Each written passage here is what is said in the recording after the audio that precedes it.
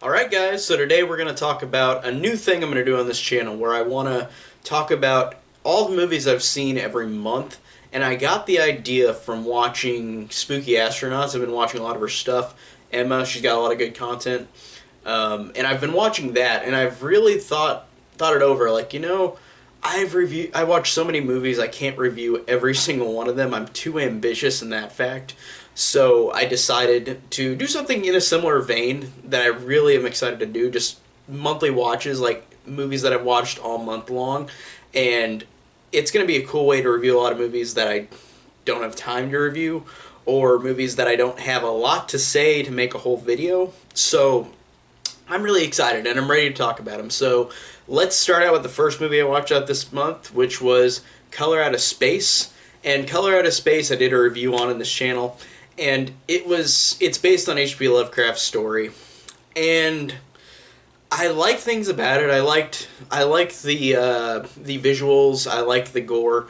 That was good. I wasn't a fan of Nicolas Cage in the movie. And I usually am a fan of Nicolas Cage in most of his stuff, but I felt like watching this movie, he just really kind of ruined it for me. Like, the movie, even though they've got a quirky family, he kind of ruins it by being too ridiculously over the top.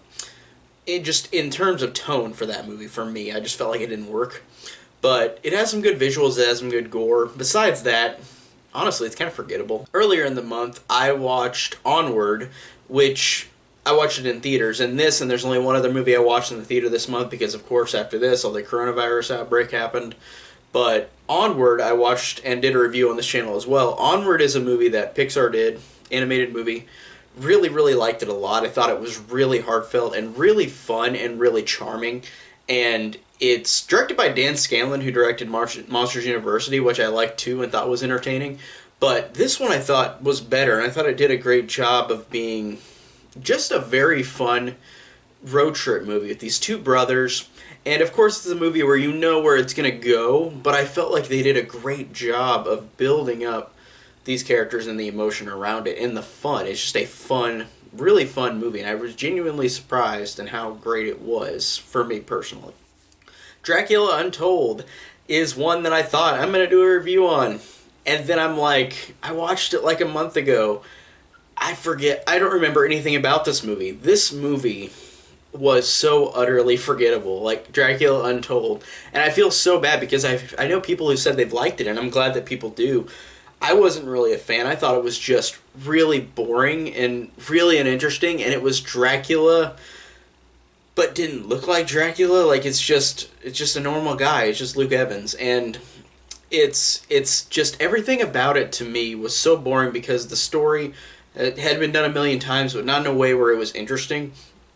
Where it's this guy Dracula, who's fighting against another side. It's like a big war movie, and him against Dominic Cooper, and they have that, and they have the generic love story. They have the generic action scenes. The only thing I can remember visually that was cool is that whenever Dracula did fly, he became like a million bats to fly. I thought that was a cool visual thing.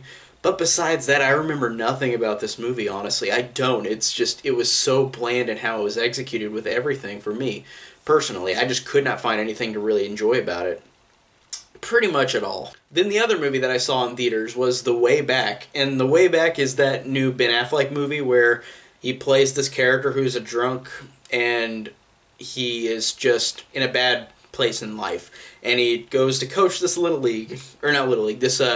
this group of kids at this school. And I thought that it was, from the marketing, it looked like it would have been generic, like, say, Mighty Ducks kind of movie where, like, guy who's down on his luck goes and coaches kids and rises back up. And it doesn't do all of that the same way.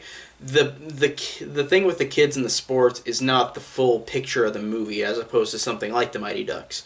So I did like this movie. I thought that Ben Affleck is great. One of his best performances, honestly, that I've seen. The movie's good, but it's not a movie that I really will remember. I mean, it's good in the fact that it executes itself differently than the marketing. The marketing made it look like it was just like something like Mighty Ducks, like I said. And this director, I forgot what his name is, who's directed stuff like Warrior. I have not seen, and I need to see because everybody else says that's a great movie. But I haven't seen a lot of his work, this director, but I think that this is a good enough movie that I should see his other stuff, and I might eventually. But this movie, for performance of Ben Affleck alone, is worth watching for me. But the movie is just like okay. I mean, it's fine. Like with the other things about it, I think it's a good, well executed movie. With again, not really just being about a sports movie, but the movie looks like it by the marketing and the poster. But it did work in a way. I thought it was executed pretty well. The Fly 2, first watch for me. I rewatched all of the Fly movies, or watched all the other ones that I haven't seen from the Fly box set from Scream Factory, which is great. And The Fly 2 I watched this month, and I thought overall that it was just, for me personally, I thought it was just okay in a lot of aspects. Like, I thought that the gore in this at the end of the movie is really freaking good. Like, if you're a gorehound, watch this movie for that alone. It's great. But I really didn't care much about like the story or the characters. It really is a leftovers version of the Cronenberg The Fly, because Jeff Goldblum and Gina Davis are not in this movie except for Goldblum being archive footage and another actress playing Gina Davis at the beginning of the movie. And they're not in the movie. The only character that returns is Gina Davis, Veronica's ex-boyfriend from the first movie. He returns to be exposition guy, but the movie, besides like the gore, like I just didn't really, I never was fully interested and invested in The Fly 2. Maybe if I watch it again, I might like it a little more, but I was never like, I never felt or cared that much about Martin Brundle as much as I did like Seth Brundle and Veronica. Like I felt like the actors in this movie are fine, but they were never as interesting. I never was as invested. But, and that's also comparing the Cronenberg masterpiece to this movie, which, like critically, I think it didn't do good. Like it isn't good praised critically, but I know there are fans of it. I've definitely got friends who like it. Like Christian Horror, he really likes it. He's a friend who really told me that this is great, and I'm glad that he loves it. That's awesome. I think that it's just, for me, it's not one, maybe if I watch it again, I might love it more, but as of the first watch, I was like, it's totally serviceable, but it's not one that I'm going to really remember much. I might rewatch it again and might like it a little more, but as of the first viewing, it's just, it's totally okay, totally fine.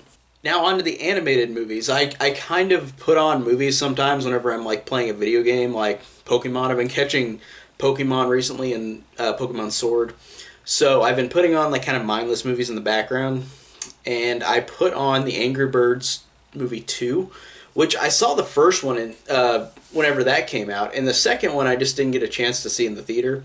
I try to see most stuff in the theater, but this one for me, like, again, I watched it like half a couple weeks ago, so I kind of don't remember much about it. I remember like there's another island that the birds and the pigs have to go against, and it was, for what I remember, since this was a couple weeks ago, this movie I think was okay enough as a kids movie. Like I did actually think it wasn't like not watchable, but it's not one as an adult that I'm like, I'm going to definitely see this again. No, I'm never going to watch this movie again, or the first one. But I think it's totally serviceable as is. But I don't think that it's one that I'm really ever going to see again or really care about. But it's totally fine. The voice acting's fine. The animation's really good.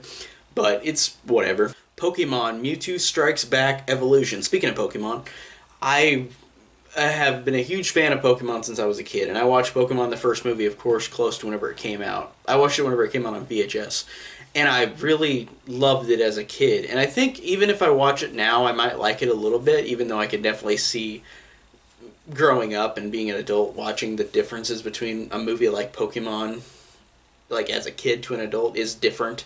You're not going to feel the same way, but I do have a little bit of nostalgic love for the first Pokemon movie. So then when they announced this CGI version of the first movie, I was like, this is an interesting concept, and I was kind of interested, and I watched the movie, and it was just one of those movies where it's just the same movie again, but with CG instead of hand-drawn animation. There were a couple, like some lines were different, the actors are different, they put in different actors, like the current version of Ash, or the current voice of Ash Ketchum is in this movie, as opposed to like the girl who played him in the old show, like whenever the first movie came out. So like it's different voice actors, some different dialogue, and of course different animation, fully CG instead of hand drawn. But it was just really forgettable. Like I watched it and I was like, oh, I don't remember this already. Like it didn't do much for me. There wasn't anything that really changed from watching this movie to compared to the 2D animated version of it. Honestly, the 2D animated version of it, from what I remember, there were a little more things that I liked more. But again, I'm nostalgic for the first Pokemon movie from 1999. So, but just watching the CG remake, it's like it's totally fine. But if I had to watch one, I'd watch the other one. Now we start with the It's Alive trilogy. I watched the first It's Alive movie, and I was so excited because this is one trilogy that I've been wanting to watch for a while, and I finally months ago found a 3-pack of it on DVD. And I kind of want to get the Scream Factory release before it goes out, but I don't know if I'll get it. But I kind of want to get the Blu-ray trilogy now. But I have the 3-pack on DVD, and I watched all 3 It's Alive movies. The first one was really solid and really entertaining. I really liked it. I liked how creepy it was. I liked that you didn't see the mutant baby much at all, but it was such a threat and it was such a monster. And it really worked well in the first one. And I reviewed this on my channel, and I reviewed the second one. I'm going to review the third one, but the second one I thought was a good sequel, and I thought it was solid, really, really solid sequel. Like it really works as a continuation, but they up the ante. Like instead of 1 baby, it's 3, and I really think that's cool. And it's pretty close to the first movie again, but I still think it's a good enough. Like it's a good sequel, and I really liked It's Alive 2. And It's Alive 3 is a sequel that I know objectively, I guess, I understand why people don't like this and they think it's bad, because this movie is so wacky. The first 2 had a couple subtle comedic moments in it. This one is a full-on comedy, and it's Michael Moriarty plays the main character, and it's awesome to see Michael Moriarty again. He's a great underrated actor. He also was in Larry Cohen's other movie, The Stuff, which is a great, fun movie as well. But Michael Moriarty in this is just batshit. He's so hilarious, and he's so funny, and I love how he has no regrets acting this silly in this movie. Like, he just goes for it. He goes for this role, and he is just so funny and so entertaining. And he's a really entertaining actor. I really like him a lot in this movie. He's the thing I really remember. And also Karen Black's in it, which is cool.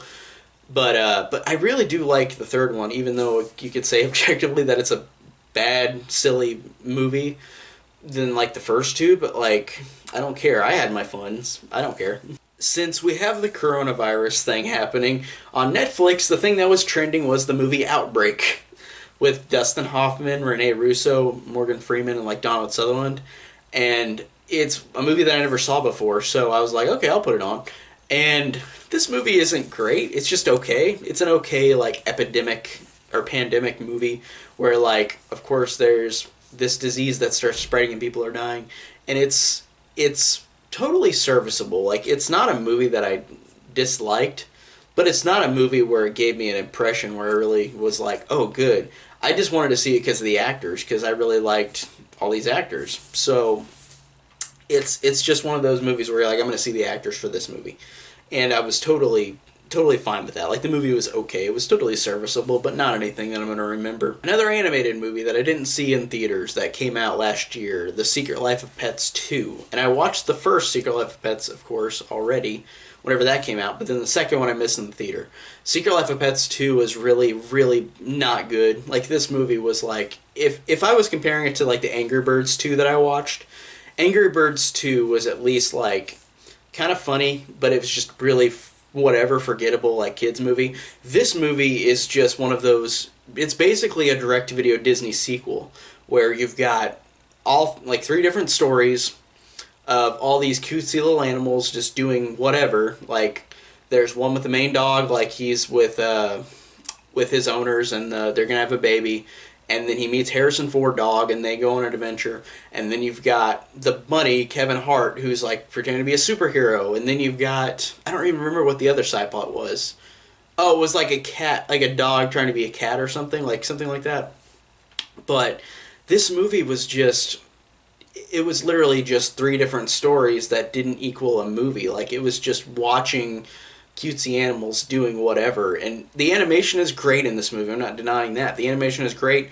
This is definitely worse than the first Secret Life of Pets for me. The first Secret Life of Pets was really like whatever story, but there were a couple of funny moments with like side characters. And the voice acting in both of these movies is good, but it's just like this movie is just, you're not watching a movie, you're watching three different stories of like, it seems like a television show or like a Netflix show. Just like Disney did in the 90s and 2000s with like Atlantis 2 or Cinderella 2, stuff like that. Like it's a Disney direct-to-video sequel basically, but with a budget of a theatrical movie with the animation and the voice acting. And the voice acting is good, the animation's good. The movie is just utterly just whatever. It's not good.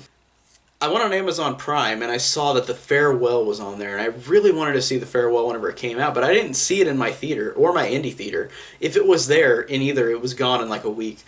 But I really, really wanted to see The Farewell because Awkwafina is one of those actresses that I'm really liking. I think she's a good up-and-comer. Like, she's really funny in a lot of stuff. I liked her in Crazy Rich Asians, and I liked her in Jumanji: The Next Level. Like, I think she's a funny actress, and I think that I like to see her get work because I really like her a lot. And I think that this movie, in this particular film, this is the first one I've seen where she's playing a serious role.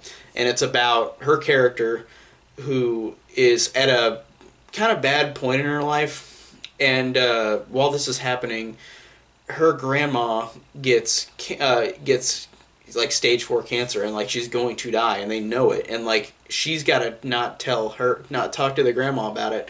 But the family all gets together, and they're going to throw parties for the grandma because they know she's going to die, but they're not going to tell her. But Awkwafina's character they're afraid that she's going to say something.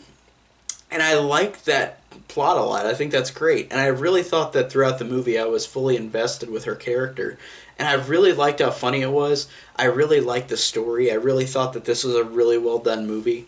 And Awkwafina is great in it. All the actors are great in it. They do a great job of feeling really like it feels like you're watching a real life thing happen.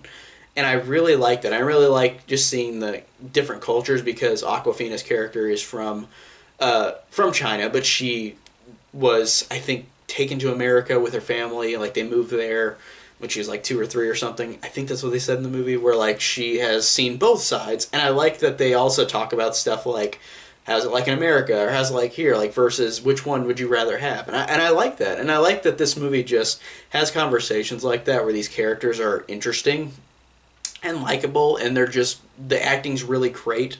I just really, really enjoyed this movie a lot. This is a really awesome movie.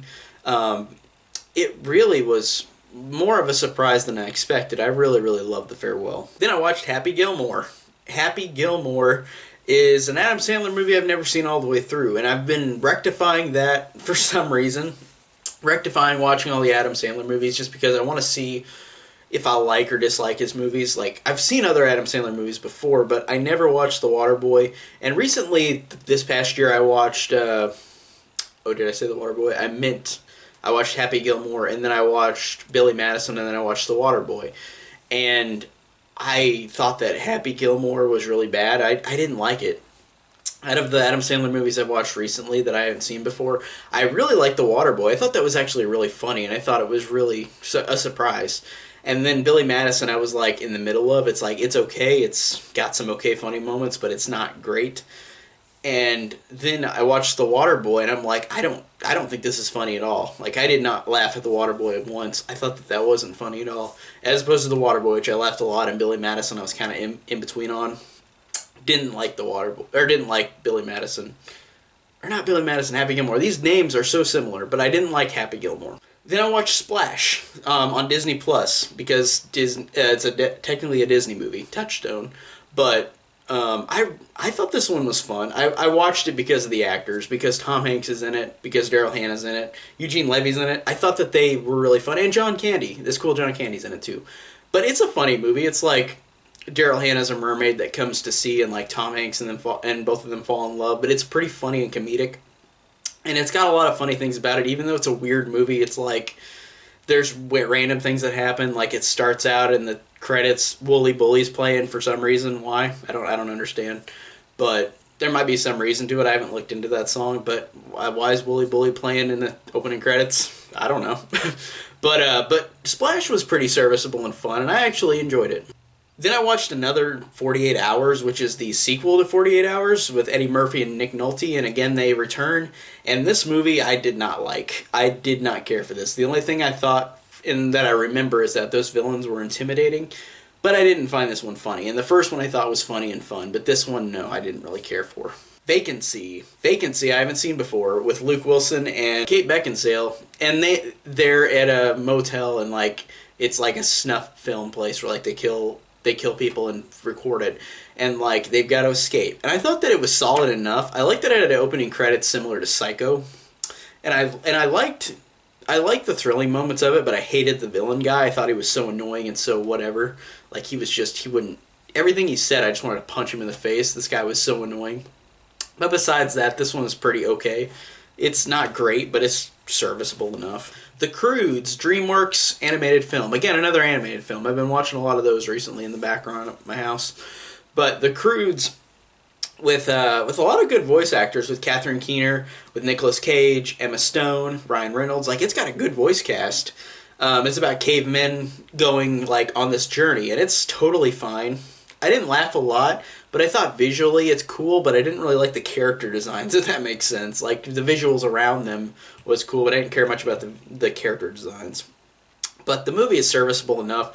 I liked it. I thought it had good moments to it. It's not great, but I think it's totally solid. Cannibal Holocaust. Now, this is what I'm going to review. Cannibal Holocaust was freaking good, and it was gross. It was a gross movie because it's got real life killings in it by animals, and it's a disgusting movie. But I'm going to talk about it more, so I'm going to save that here.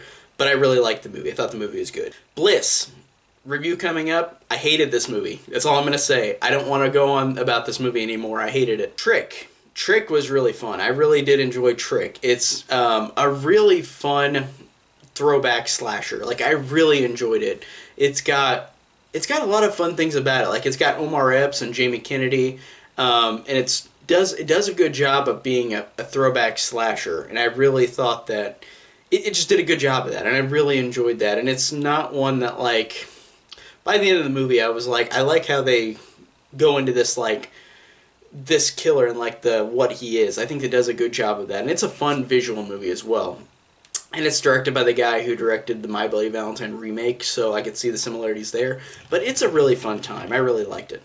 A Haunted House. I did not expect this movie to be good or funny, and I actually laughed way more than I expected because I do not like Scary Movie 5. And before I saw this, I was like, this is going to be bad like Scary Movie 5. I bet it is. And then I watched this movie, and I'm like, there are some funny side characters. There are some okay funny things that these two main characters do, Marlon Wayans and the other girl. Like, they're funny, and it's a Paranormal Activity ripoff with fully just on camera the whole movie. But it has some funny moments that honestly did surprise me in how funny they were. But it's not anywhere close to, like, something like the first couple scary movies. Like, it's not like Marlon Wayans came back and made a movie like that. Like, this movie is serviceable. Like, it's got some funny moments, more than I expected.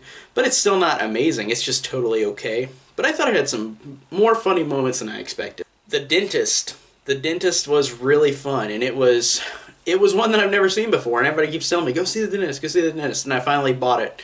And really creepy. Really good job with the main actor. I really like the main actor in this. He's really creepy. And I liked how this movie just really worked on being a really bizarre, creepy movie, and it works with the main villain and what he does and like how crazy he goes. It's really, really fun, and it's a good, fun, solid, scary movie, and I did enjoy this one. The last movie that I saw this month was The Tenant, and I really, really liked this movie a lot. This one was awesome. Roman Polanski, this is one I've never seen before. The only Roman Polanski movie out of the trilogy, the Apartments trilogy, I've seen is Rosemary's Baby. And I haven't seen that in years, but I had to watch The Tenant. I went and bought it. Really, really love this movie. This is a great movie built on suspense and tension. You really, really get invested in how this character is like either hallucinating or everybody's screwing around with him to make him hallucinate more. And it is really a fantastically made movie, and I really, really enjoyed this one a lot. It really works so well with everything that Roman Polanski does with his directing and his acting. Like, he's good in this movie as well. And everybody's good. The movie is just a very, very good, suspenseful time, and I really enjoyed The Tenant. And that is all my movies for this month that I watched. It's kind of all over the place, but this is the first video I'm doing it, so next month you'll see another one of these, and I think it'll be really fun because, again, I don't want to review every movie I see because I see a lot, and there's some I won't be able to say much about. So saying a minute about a couple movies each is like better than making a review that's just for like 1 minute saying the same thing I would have said here. So yeah, overall I thought this was a fun month. I watched a lot of fun stuff. So I hope hopefully we don't have any movie theaters open, unfortunately. So it's going to be a lot more movies from home, which is really sad. I'm really sad about that. But I did really want to go to the movies more. But again, I understand, of course, we have to close them down for this horrible thing that's happening in the world. But I just hope this year we might get them open again if, like, this thing goes away. But yeah, a lot more movies from home will be what I've been watching now.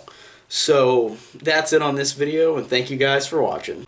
Hey guys, if you like this video, consider checking out my other content. I review a majority of films that are pretty recent, and also older films, and mostly horror as well. Horror is my favorite genre, so I expect a lot of horror.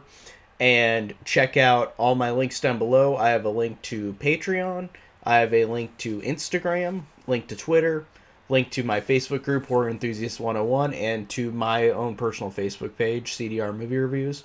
And thank you for anybody who watched this video. Thanks for watching.